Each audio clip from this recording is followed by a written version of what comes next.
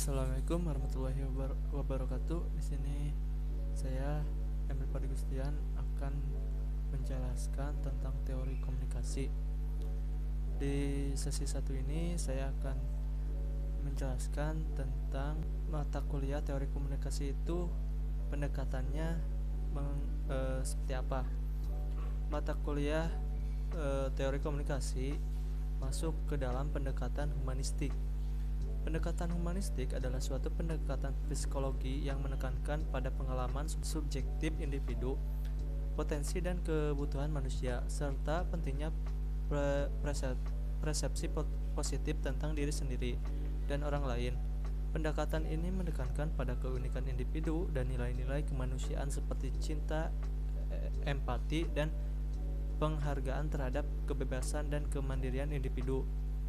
Dalam pendekatan humanistik, individu dianggap sebagai makhluk yang aktif, kreatif, dan memiliki potensi yang untuk tumbuh dan berkembang.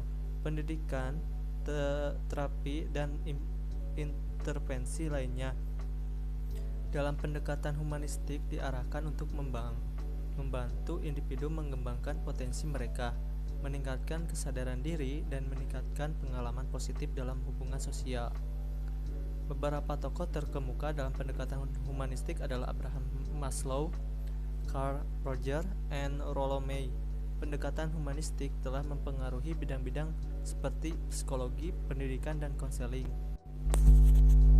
Selanjutnya kita akan menjelaskan tentang Aristoteles Model of Communication, atau dalam bahasa Indonesianya adalah model komunikasi Aristoteles. Model Aristoteles sendiri adalah salah satu model komunikasi tertua yang dikenal dalam sejarah. Model ini berasal dari pemikiran filsuf Yunani kuno Aristoteles yang hidup pada abad ke-4 sebelum Masehi. Dalam model komunikasi Aristoteles, komunikasi dianggap berhasil jika pesan yang disampaikan dapat dipahami dan dipercayai oleh pendengar, serta berhasil memicu emosi atau perasaan yang diinginkan oleh pembicara. Model ini sering digunakan sebagai dasar untuk mempelajari retorika atau seni berbicara yang efektif. Menurut model komunikasi Aristoteles, komunikasi terjadi ketika seorang pembicara atau pengirim menyampaikan pesan atau pesan tertentu kepada seorang pendengar atau penerima melalui media tertentu. Ada 3 elemen penting dalam model ini. Yuk kita cek satu persatu. Pertama adalah speaker atau pembicara. Dianggap sebagai salah satu elemen penting dalam proses komunikasi. Speaker atau penulis bertanggung jawab untuk mengembangkan pesan yang akan disampaikan kepada audiens atau pembaca. Menurut Aristoteles, speaker atau penulis harus memperhatikan 3 elemen kunci dalam pesan mereka, yaitu logos, ethos, dan pathos. Speaker atau penulis harus dapat membangun argumen yang kuat, menunjukkan integritas moral yang tinggi, dan mampu membangkitkan emosi audiens untuk mencapai tujuan komunikasi mereka. Aristoteles juga menekankan pentingnya penggunaan bahasa yang jelas dan efektif oleh speaker atau penulis. Bahasa harus disesuaikan dengan audiens yang dituju dan harus diatur dengan cara yang paling efektif untuk menyampaikan pesan yang diinginkan. Speaker atau penulis adalah aktor yang paling aktif dalam proses komunikasi karena mereka bertanggung jawab untuk mengembangkan pesan dan memilih strategi komunikasi yang paling tepat untuk mencapai tujuan mereka.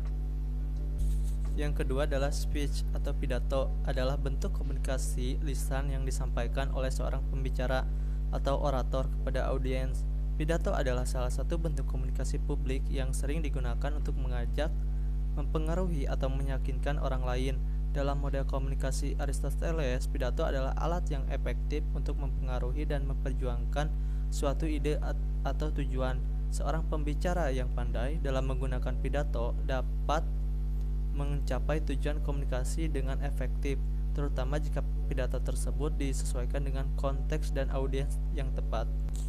Yang ketiga adalah audiens, memainkan peran penting dalam komunikasi karena mereka adalah target yang ingin dipengaruhi atau disampaikan pesan oleh pembicara atau penulis. Karena itu, penting bagi pembicara atau penulis untuk memahami audiens mereka dan mengatur pesan mereka dengan cara yang sesuai dengan audiens yang dituju.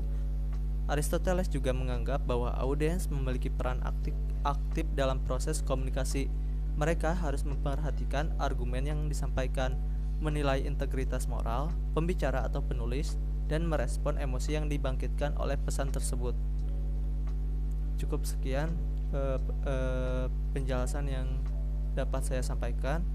Kurang lebihnya mohon maaf. Wabillahi taufiq wal hidayah. Wassalamualaikum warahmatullahi wabarakatuh.